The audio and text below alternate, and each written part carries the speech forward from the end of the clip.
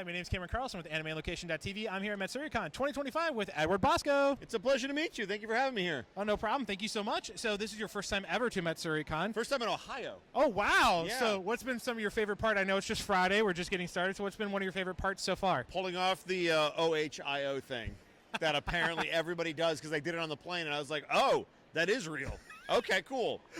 First time experiencing that? For sure. All righty. So kind of just jumping into the big stuff is that you are playing Striker in Hell of a Boss. I am. How did that opportunity come about, and have you accomplished your goal of killing Blitz? Not yet, and there's a reason for that. In fact, I would have got Solus too, and I blame Stella for that one. But the way I got involved in the project is I originally worked on Hazbin Hotel in the pilot, so I was Alistair in that, so Viv already kind of knew my work from that.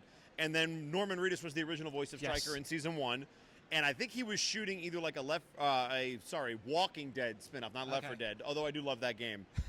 So he wasn't able to come back, so they sent out sides to basically do a voice match, and I'm assuming that because Viv knew my work and I was pretty close to what he was doing, that's initially how I got involved with Season 2.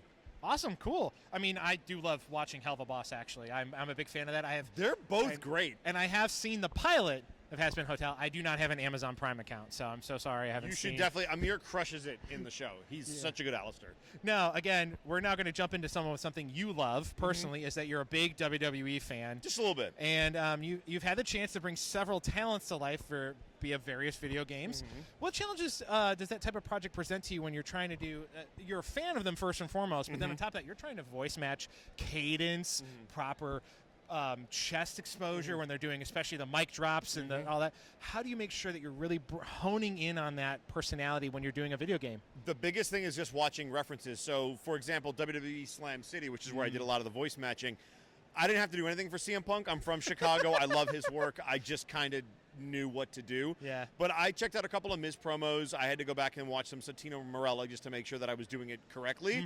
But it was a blast. But the biggest thing is just watching a lot of references so you understand how they portray their own characters. Okay. So it also says in your bio that you are a huge D&D fan. Yes. What brought you into the world of playing role-playing games and also streaming them? When I moved out to Los Angeles, my friend Mark Allen Jr., who's also in the voiceover biz, go check out his stuff. He was like, hey, do you want to join our D&D game? We just started one up like a month or two ago. And I hopped in there, and I originally was trying to win the game of D&D because I was like, oh, this is like fantasy football. How do I win? What do I have to do?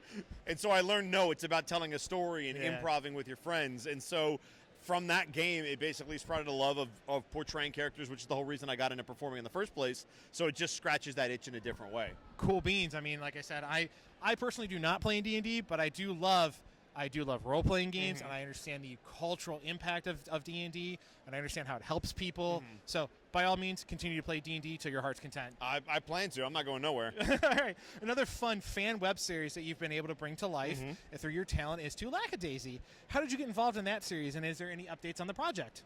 So all of my friends are in it, and I guess it was meeting the right people, and they're like, oh, you do voiceover too? All right, we'll let you read on some stuff. And then you end up in stuff. But I like Lackadaisy. I was not as familiar with the comic as some of the other friends that I have. Yeah. But I went and I checked it out. I was like, oh, this is kind of cute. And the Prohibition era is always fun to mess around in. Yeah. So I really like it. I'm honored to be a part of the project. I mean, I've watched the pilot, and I really digged it. I think it was a fantastic pilot. They crushed it. The animation is gorgeous. I know, it's really well done. So you have worked on several fighting games such as Street Fighter and Final Fight. Sorry, not Final Fantasy, Final Fight. There's two Fs. It's back to back. So how did you make sure to keep your voice in such good shape after some very tough sessions? The biggest thing is drinking lots of water and making sure you understand your vocal limits. So I'm very blessed in that my cords can handle a lot of screaming. I've done sporting events my whole life, so I think I just have a natural tolerance to screaming a lot. But at the same time, you have to understand when you're starting to get to the end of the gas tank, and you just have to let your director know, like, hey, a couple more and I think I'm done for today, or like, hey, we got 2 or 3 hours today and then we're done. Yeah. And also doing it at the end of the week so I have the weekend to recover, if at all possible. That makes total sense.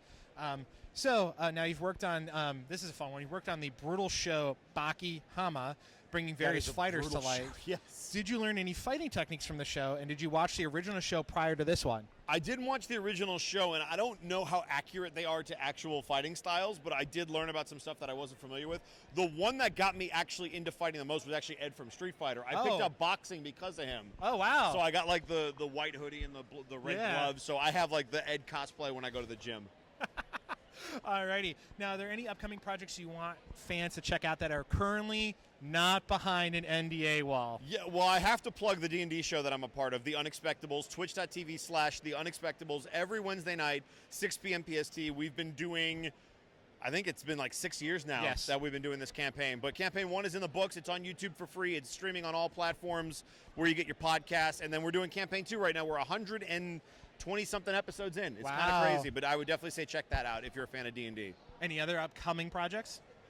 Not that I could talk about, but boy, I can't wait. I will say Monster Hunter dropped, so if you're playing Monster Hunter Wilds, I'm Werner in that. I've been playing some Monster Hunter. I had never played it before, but I am hooked. I'm very much hooked. Now, last question. Where can we follow you online so we can keep up with all your wonderful stuff? So you can find me at Ed Bosco VA on Instagram, Twitter, and TikTok. And then I'm also a streamer on Twitch. You can just find me at Edward Bosco on there. And then what would you love to say to all the wonderful fans that have kept up with all your wonderful projects? That we literally cannot do this without you. My favorite thing about going to conventions is getting to hear your reactions to the stuff that we do, whether it was, hey, this helped me in a really dark time, hey, this was really impactful for this reason, but getting to interact with you guys and you guys supporting the stuff that we do is the reason they can keep making more of it. So thank you for coming out and spending your time here with us at Matsuricon.